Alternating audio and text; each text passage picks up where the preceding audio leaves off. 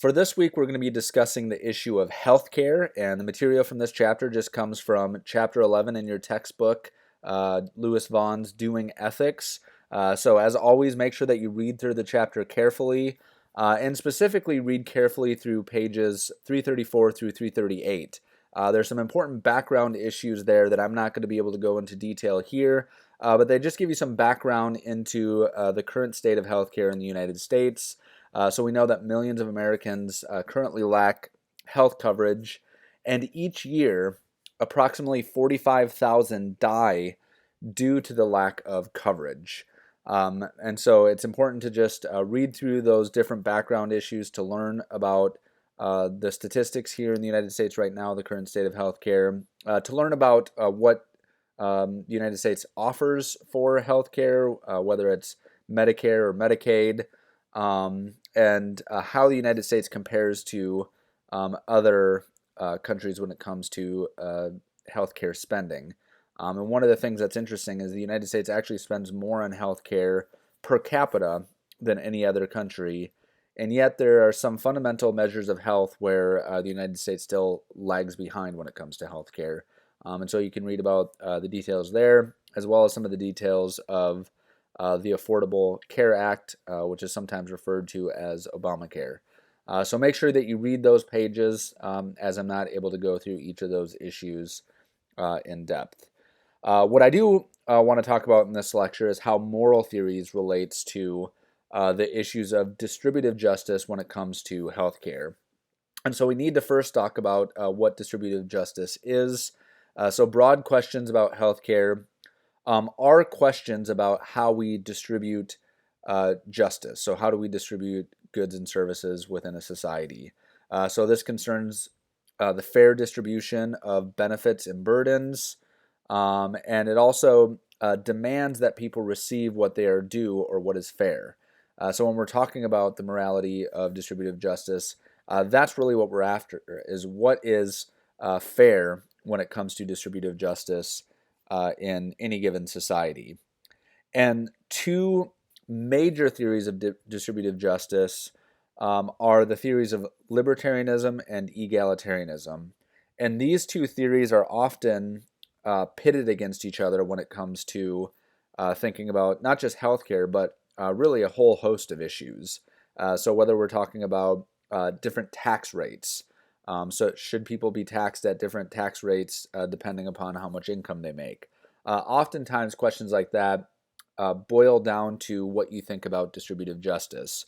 Now, one theory concerning distributive justice is libertarianism, which you've already been introduced to this idea, but as it relates to healthcare, a libertarian might argue that the distribution of benefits and burdens of a society should never curtail personal liberty. In other words, if in your idea of distributive justice you infringe upon somebody's free rights, a libertarian would object to that. And what this means is that people are entitled, so fair distribution, they are entitled to what they can acquire by their own legitimate efforts in a free market. And so that's how goods and services are distributed. It's distributed in the free market, and so people are entitled to whatever they can get by their own efforts in the free market, and that is all that a libertarian is concerned about when it comes to distributive justice, is make sure that it's a free, uncoerced market, because no one should be compelled to pay for another person's health care. That violates personal liberty. And when it comes to libertarianism, it's important to distinguish between negative versus positive rights. So a libertarian would typically support negative rights. In other words, the job of the state is to make sure that nobody infringes upon your free rights, but it's not necessarily promoting the idea of positive rights, as though you have positive claims to certain goods and services, such as healthcare. So typically speaking, a libertarian would reject the idea that everyone has a right to free healthcare. Instead, what the libertarian would argue is that the distribution of healthcare should be something that should happen within a free market. And so you're free to go into the free market and acquire healthcare by your own legitimate efforts. but you're not free to have health care just as a free right, because then you would have to compel someone else to pay for your health insurance through taxation. And so that's a libertarian understanding of distributive justice. Opposed to that is an egalitarian. So if the libertarian wants to promote personal liberty, the egalitarian wants to promote equality. The only way to distribute society's benefits and burdens from an egalitarian perspective is to do it equally.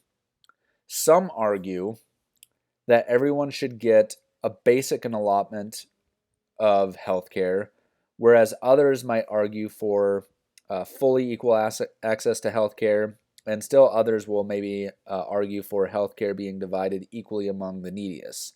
In whatever way that you argue the case, all of those different types of arguments represent egalitarian type argument. Now, one of the most popular forms of egalitarianism was promoted by the ethicist John Rawls. So in Rawls' understanding of distributive justice, he develops this idea called the veil of ignorance. And so in this thought experiment, Rawls says when you're trying to think about what just distribution is all about, you have to imagine yourself behind the veil of ignorance. So behind this veil, you don't know, this is kind of like a pre-birth state. You don't know what family you'll be born into. You don't know whether you'll be rich or poor. You don't know anything about what your lot will be when you're thrown into this world. And so behind that veil, if you were to construct a society not knowing anything about yourself or what society will value or not value, how would you construct a just society? And when you think about justice in that way, Rawls argues that one of the things that we should see is that we should reject the myth that we own the fruits of our own labor. Because many of our successes in life arise simply based upon the fact of where we're born and what society happens to value at that time. So every member of a society benefits from that society because you benefit from it by virtue of how everyone else is working, but also by virtue of what the society values. And so a just society is one that is fair for every member in that society. And for Rawls, this is especially true for those who are the least well off in society. So again, behind the veil, some questions that you would want to ask that Rawls provokes us to ask is, if I'm going to be thrown into this existence, will I be rich or will I be poor? What kind of family will I be born into? What will I look like? Because in many societies, appearance is important for success, especially when it comes to the economics of appearance versus how much you might make. And so appearance becomes an important aspect of justice. How will I be educated? Will I be educated in a system that prepares me for success, or will I be educated in a system that doesn't prepare me for success? Am I going to be naturally motivated? Are my parents going to instill motivation in me? However motivation arises, am I going to be the type of person that is motivated in the right ways? And will my society care about the things that I'm talented in, or will they care about the areas where I find my motivation? And so for just one example of why these questions matter for John Rawls, consider somebody like Michael Jordan. So Michael Jordan is arguably one of the best basketball players of all time. I think he's probably still the best basketball player of all time, though there have been some like LeBron James and Kobe Bryant who have come very close to being as good as Michael Jordan. But Michael Jordan was very successful at basketball. And so if you ask, what is the largest contributor to his success? Was it his parents? Did he have the right parents that caused him to be successful? Was it his own hard work and effort? Was it his talent? How about the society to which he was born into? How much does that play a role in Michael Jordan's success? Now, when you think about what Michael Jordan's success means in terms of his net worth. So last time I checked before preparing this lecture, so this was in 2018, Michael Jordan was worth $1.7 billion. Last time I checked, just a couple days ago, Michael Jordan is now worth over $2.1 billion. So just in 2 years, his net worth went up substantially. And this is because he is arguably one of the best basketball players, if not the best basketball player to ever play. Well, to what does he owe the success? Now, to consider the last question, how much does society contribute to the success that Michael Jordan has experienced? Well, this, it turns out, becomes a really important question when you consider, say, how much the highest paid track athlete makes.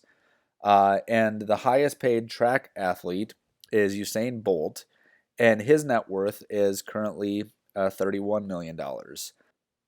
Now, you might be saying, that's still pretty good, but why is it that Usain Bolt is worth $31 million and he still is the best track athlete in the world? Why is he worth that much, whereas Michael Jordan is worth $2.1 billion? Did Michael Jordan work harder for his wealth than Usain Bolt? What is the difference?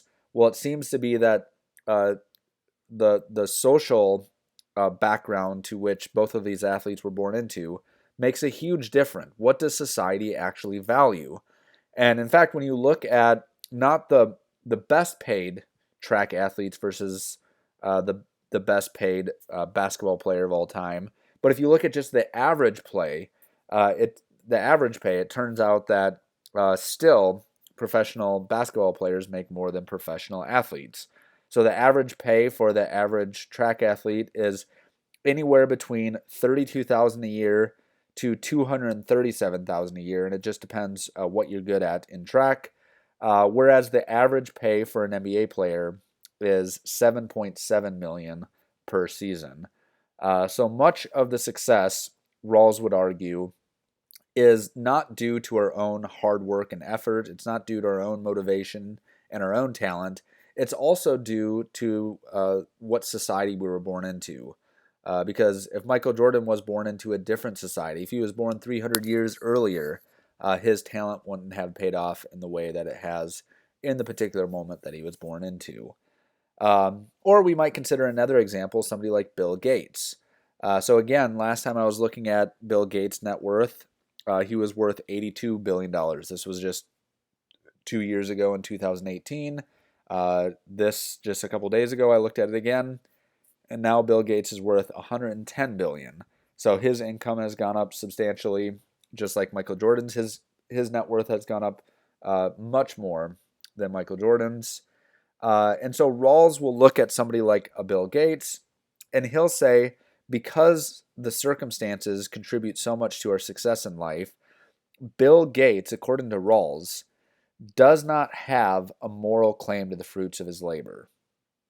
The reason why Bill Gates is worth $110 billion is not solely based upon the fruits of his own labor. So he doesn't own a moral claim to that.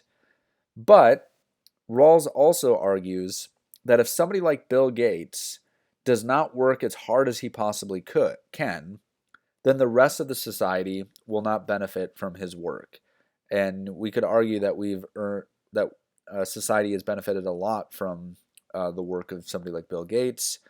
And so if that's the case, if we don't want to punish Bill Gates, if we want him to work as hard as he possibly can, what Rawls argues is that society should pay Bill Gates whatever it takes to get him to work as hard as possible. But once you negotiate and figure out what that rate is, he argues that we should pay no more than that, and then the rest of it should be distributed to those who are the least well off. Now, what Rawls is doing here is slightly different than the free market. So the free market is obviously, if Bill Gates can make $110 billion in the free market, then he should be able to do that. It's his wealth, and he owns the fruits of his labors. But what Rawls is arguing is that the free market is completely unconscious. It's not thinking through what is good for society. But in his egalitarian approach to distributive justice, what he's arguing is that we should think more carefully about what it means to have just distribution. And the way that we think about this intentionally is we want to pay Bill Gates as much as it takes to get him to do his work, but then whatever that is, then we distribute the rest to those who are the least well off. And the reason for this is because everyone, if we're all behind the veil of ignorance and we're all thrown into reality at different places in life, all of us have a different race to run in the race of life. So this illustration on your screen, I think, is really helpful for understanding John Rawls' theory. So when you think about life as a race, every lane of that race is different. For those of you who are born into a family where maybe your parents went to Harvard and Yale, maybe you have a lot of privilege, connections, wealth, that track, that lane is going to be easier for you than for people who haven't born into that. For people who have been born into the second lane over, maybe they don't have a moving sidewalk, but they still have been born with a lot of advantages and benefits in life, and so they don't have to work as hard as the people who are in, say, lane 3 or lane 4, where not only do they have to run hard in the race, but they also have a lot of obstacles in their way. And so what Rawls wants to do is develop a theory where you flatten the track out. You try to make it so that it's fair for everyone. But then even after somebody has won the race, so he wants to maximize the incentives for people to try hard and to work hard and to win the race. But when it comes to the rewards, after you've received the rewards, he wants to make sure that the people who are the least well off and have the most disadvantages in the race will still get some of the distribution of the prize. And so this is how Rawls thinks about distributive justice. And so Rawls argues that those who have been favored by nature, whoever they are, may gain from their good fortune only on terms that improves the situations of those who have lost out. And so when this comes to an issue like healthcare, Rawls would argue that nobody should go without healthcare in a society where many experience great prosperity. So again, if you put yourself behind the veil of ignorance, imagine you were thrown into a situation where you have pre-existing health conditions. Imagine you were thrown into an existence where you don't have the money to afford hospital bills, and you weren't born to a wealthy family who could support medical treatments for you. If you were thrown into that world, would you want the society to care for you, or would you want the society to leave you completely destitute? And Rawls argues that anyone thinking about this scenario behind the veil of ignorance will agree that a just society is one that takes care of those who are the least well off. And so he wants to create a system where, again, you want to maximize the incentives for people to work as hard as they possibly can in that society, while not leaving those who are the least well off completely destitute. And so that's Rawls' theory of distributive justice, and that is the antithesis to the libertarian theory of justice. Now, the last theory that might be interesting to look at here is a virtue theory of distributive justice. And we've already talked about the issue of distributing flutes. So if we look at a virtue approach to distributive justice, and we ask, let's say we have 3 flutes, but there's 100 people, well, who should the flutes be distributed to? Who should get the flutes? Well, Aristotle, when he was answering this question, he argued that to answer a question like this, you must first determine the purpose of a flute. And if the purpose of the flute is to be played well, then the flute should go to the best flute players. Well, how would this apply to the distribution of healthcare? Well, many argue that when it comes to the distribution of healthcare, you can't actually settle this issue until you first discover the purpose of the government. And if you can't discover the purpose of government, then you really have no way to answer the question. If the purpose of government is just to protect negative rights, as the libertarian argues, then it would be unjust for one to distribute healthcare to everyone if that means infringing upon somebody's personal liberty to do so. If the purpose of government is also to provide for positive rights, where everyone has the right to health care, well, then it is okay for the government to do that. But it all comes down to the question, what do you think the purpose of the government is? And when it comes to that question, Aristotle's virtue theory is an important theory to look at.